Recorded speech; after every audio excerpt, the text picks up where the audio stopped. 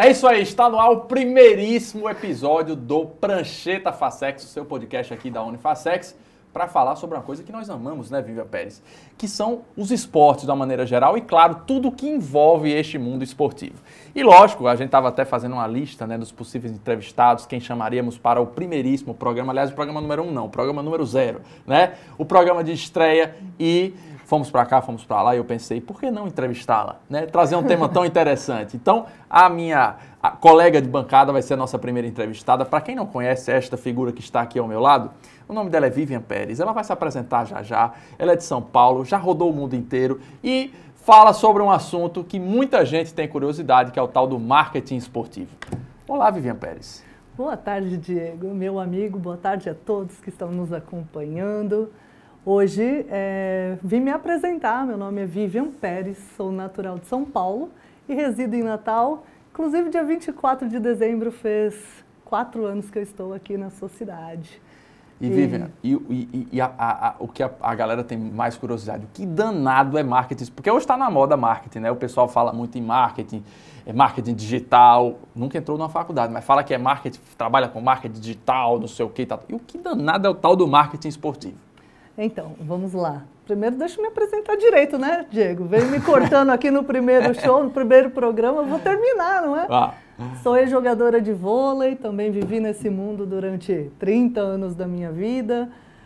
Tive a oportunidade de jogar nos maiores times de São Paulo, Banespa, São Caetano, Pinheiros. E tive uma oportunidade de ir para os Estados Unidos estudar e jogar. E foi lá, né, com os pais do marketing, que eu me apaixonei por esse mercado e foi onde eu ingressei a minha carreira e até hoje eu sou apaixonada. Lá tem muito isso nos Estados Unidos, né, Vivian? Quer dizer, o camarada, ele faz a universidade e dentro da universidade também tem um programa esportivo, ou seja, ele consegue ser um atleta de alto rendimento e ao mesmo tempo ir se formando, porque em casos como o da Vivian, por exemplo, a Vivian era uma grande atleta, mas acabou se machucando, machucou o joelho, enfim, isso é muito comum com vários atletas, inclusive profissionais, né, que chegam num nível profissional e acabam se machucando. Mas se a pessoa vai fazendo uma carreira em paralelo, ou seja, estudando, foi o que você fez lá, né, Vivian? Exato. Eu, na verdade, graças a Deus, até a minha formação familiar aqui, eu consegui enxergar isso bem antes. Então, quando eu vi que eu teria que escolher entre a escola e o jogo, eu decidi me formar e foi quando eu decidi ir embora para os Estados Unidos. Que lá se dava para fazer os dois, né? Isso. E em alto nível, né? Em alto nível e gratuitamente, porque eu recebi a bolsa completa, com moradia, alimentação, transporte, e para fazer o que eu mais gostava, que era jogar. Então, eu acabei indo embora, chegando lá, joguei durante 8 anos, e a cultura americana, né, já respondendo sua primeira pergunta em relação ao que é marketing, eles te ensinam muito a criar produtos. Então, através de produtos, você consegue atingir diversos clientes, né? Então, eles misturam muito a esporte com entretenimento, cultura e projetos sociais. O esporte acaba sendo um produto dentro da universidade, né? Você liga, por exemplo, aqui no Brasil a gente assiste às ligas americanas de futebol, de basquete, futebol americano, né? De basquete, etc. E são ligas com estrutura gigantesca, que às vezes o esporte profissional aqui no Brasil não tem, né? São atletas que não têm salário, né, Vivian? Apesar de você ver toda aquela estrutura, patrocinadores, né, de altíssimo nível, como Nike e tal, Gatorade, etc., mas os caras não ganham salário. Mas esses patrocínios, essa grana que entra lá para investir na modalidade e dar ao atleta universitário essa estrutura, né? Exatamente. Na verdade, assim, eles trazem diversos produtos para atingir diversos tipos de clientes. Então, trazendo até a NBA, o porquê que eles colocam o entretenimento dentro da quadra? Por que você vai assistir um jogo de basquete e tem uma cheerleader de shortinhos, né? Ou um mascote, que é um boneco? Dançando no meio da galera, subindo e descendo com as crianças, né? Exato, um show dentro da quadra onde monta e desmonta um palco em 10 minutos. Porque é uma forma de atingir diversos clientes em um mesmo só produto, que é o basquete. Então lá, depois do jogo, você sempre vai naquela lojinha, você já teve a oportunidade de gastar um dinheirão lá, você vai lá fora, você pode comer, você pode comprar... Aqueles copos de cerveja enorme. Pequenos, igual os Estados Unidos gosta. Você consegue comprar um ursinho de pelúcia, ou um uniforme, ou tirar fotos.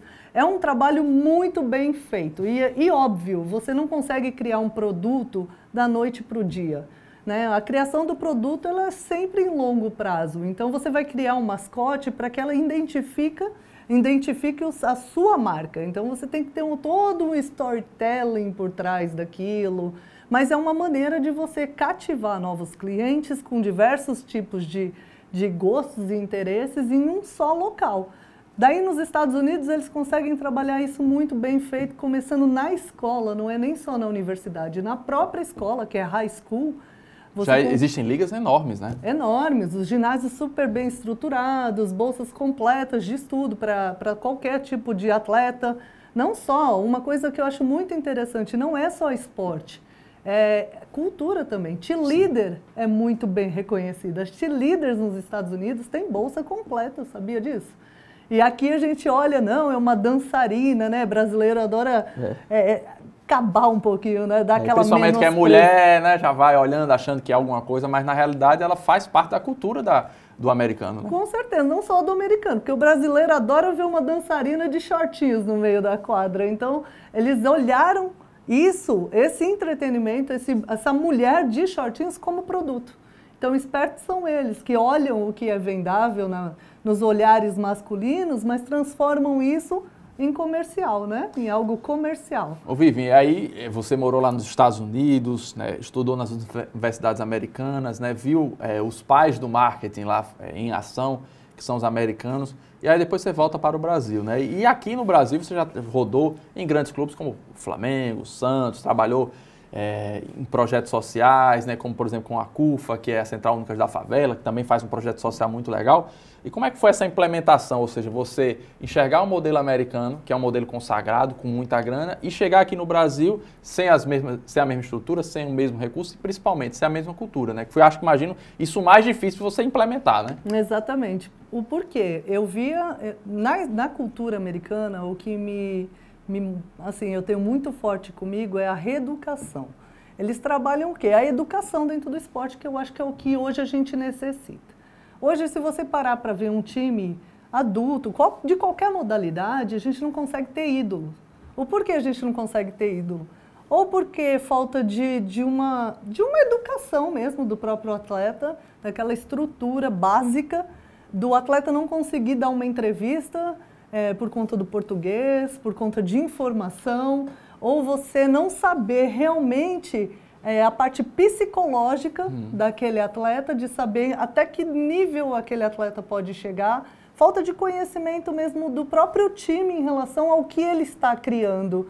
Né? A gente dá até um exemplo na época do Bruno, lá no Flamengo, que estava para ir para o Milan na época, assinando um ótimo contrato, e a gente psicologicamente não sabia quem era aquela pessoa. Então, é uma estrutura muito mais profunda do que a gente trabalha no Brasil. E quando eu voltei, eu vim com essa vontade de trazer essa informação. Só que para a gente trazer essa informação nesse nível, a gente precisa levar a educação para dentro do esporte. Sim, e aí o pessoal tem imagem muito que marketing é a propaganda, é o comercial, e na realidade o marketing é tudo, né? É tudo, o marketing é a essência.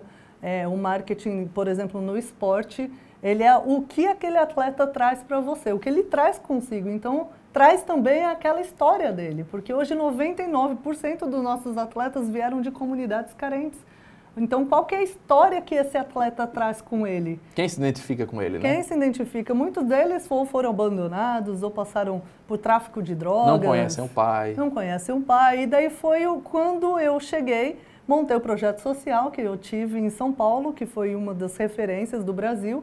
Quantos alunos você tinha lá, Vivian? Nós chegamos a atingir quase 3 mil alunos. E todas crianças carentes e tal? Todas, a maioria que tirava do tráfico de drogas.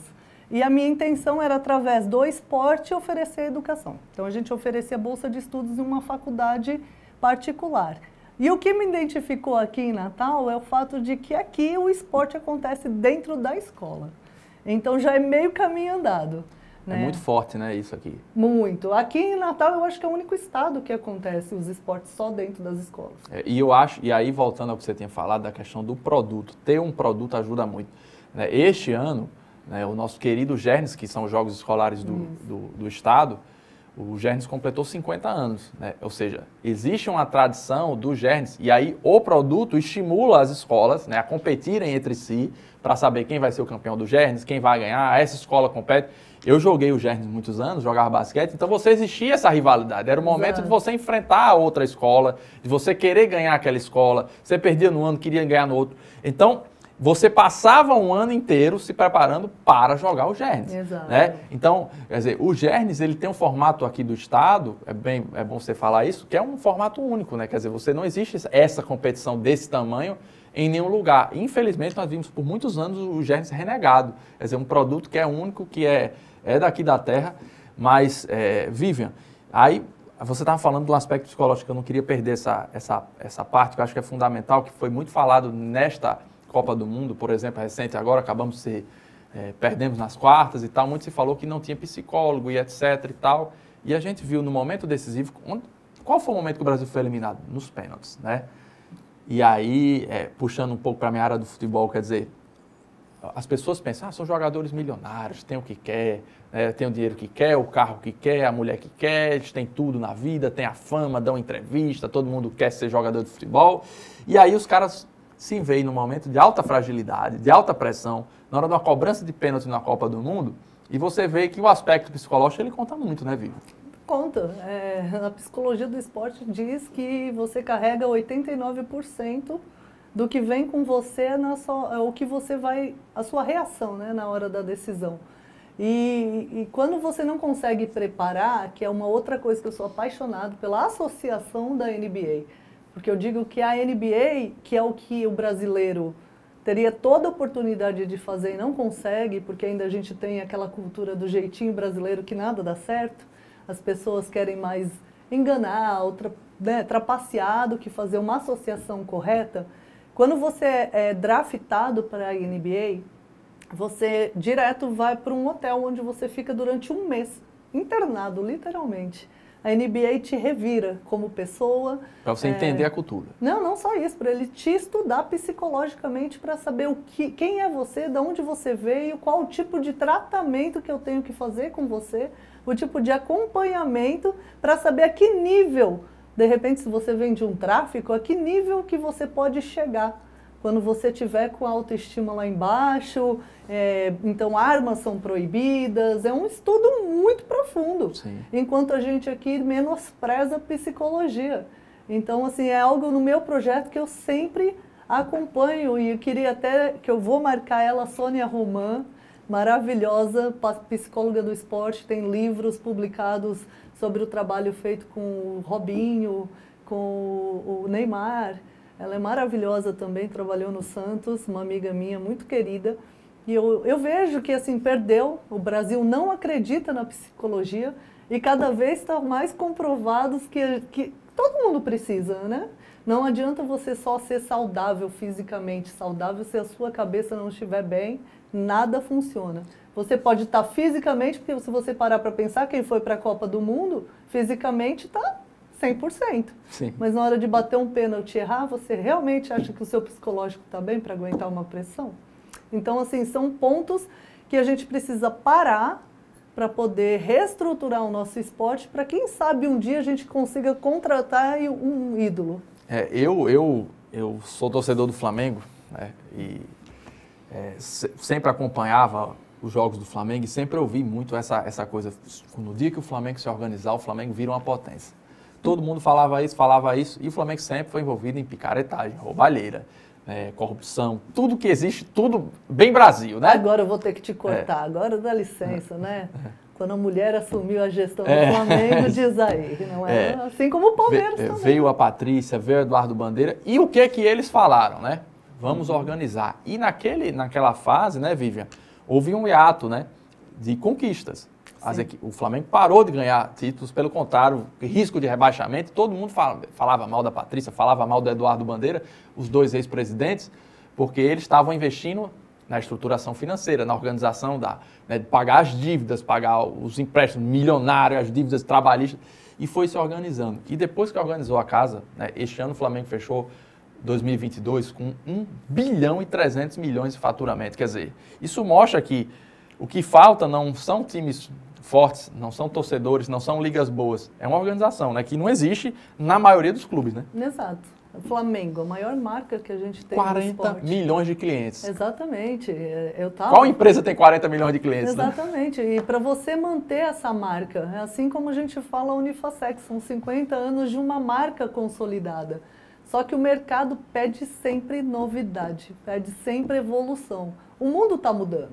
Então, assim, do jeito que mudou com a pandemia, entrou para o digital, o mercado pede mudança, o mercado pede evolução, pede uma gestão mais acerrada, porque a diferença está no quê? Nos produtos que são criados e que modificam a história e a essência, que é o que o pessoal hoje compra. E Vivian, trazendo aqui para a realidade aqui do nosso estado, né? O que pode ser feito aí olhando para o marketing esportivo? Eu sei que a galera que acompanha aqui no estado e é daqui da Unifacex, a maioria eu torce para o ABC ou para o América, né? Tem torcedor do Alecrim, de outras equipes, mas a maioria torce para os dois grandes. O que pode ser feito em nível local, né, para se pensar? É lógico que está muito longe de ser uma liga americana, ter uma estrutura de um clube estrangeiro, mas é possível transformar a ABC e a América em clubes sustentáveis, que tenham uma estrutura muito melhor, que ofereçam um serviço melhor para o seu torcedor, quer dizer, que não queiram um sócio apenas para que o camarada tenha acesso ao estádio, que eu acho uma visão muito limitante, você pensar que o sócio só vai pagar o sócio para pagar menos no ingresso, né? Quando na realidade ele pode ter uma série de benefícios, como a gente vê, por exemplo, nos clubes europeus, né, que tem mais sócios do que número de assentos no estádio, ou seja, porque as pessoas pagam o sócio por essa cadeia de benefícios que ele pode ter. É possível transformar a realidade dos clubes daqui ou é algo muito distante? Eu acho que para o Brasil a gente está muito distante e o que mata a gente é a cultura. A cultura brasileira já estraga tudo. Porque dentro de times de futebol, eu tive passagem pelo ABC, a gente sabe que existem o nível de politicagem dentro dos times é pior que prefeitura.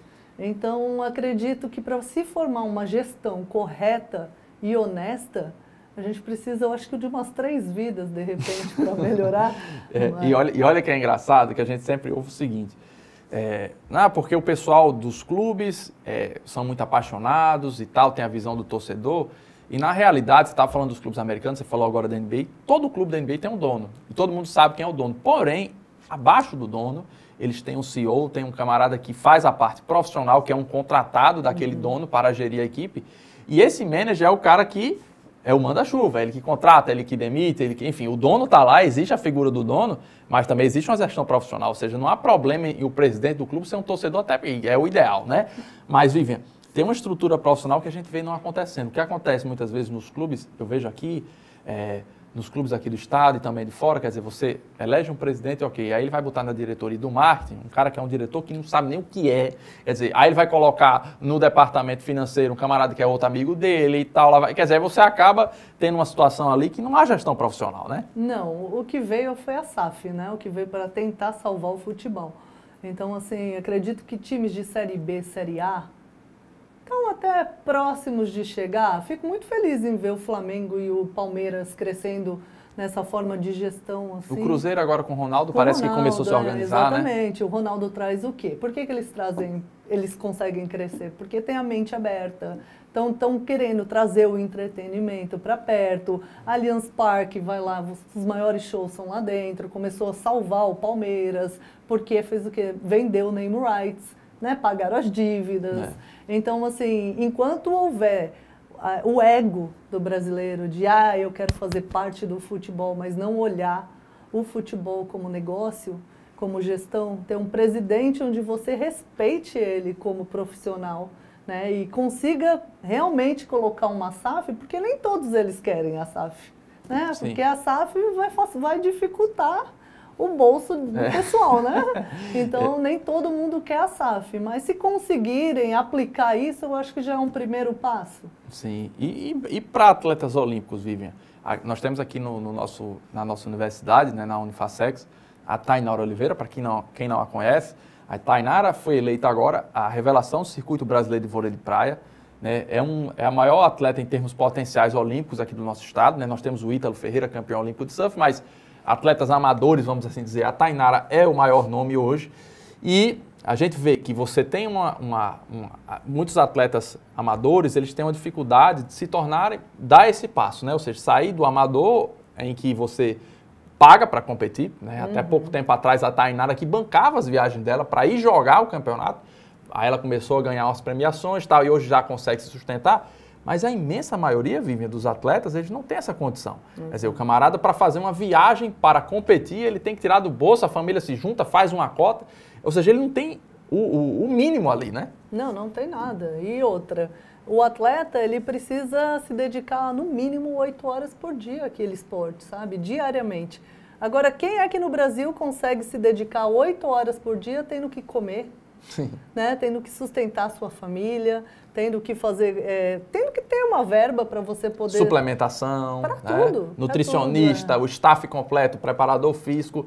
Quer dizer, é um gasto imenso e o camarada não tem o dinheiro da viagem para ir competir. Exatamente. É incrível. Não tem dinheiro e, assim, a gente também, infelizmente, por causa de pessoas sem caráter que trabalham dentro do esporte, tanto no esporte quanto na cultura, que utiliza da lei do incentivo para utilizar da verba pública, acabam queimando as pessoas que estão assim com boas intenções no mercado. Então, muita gente parou de investir. Muita gente me pergunta, Vivian, por que o investimento é pequeno?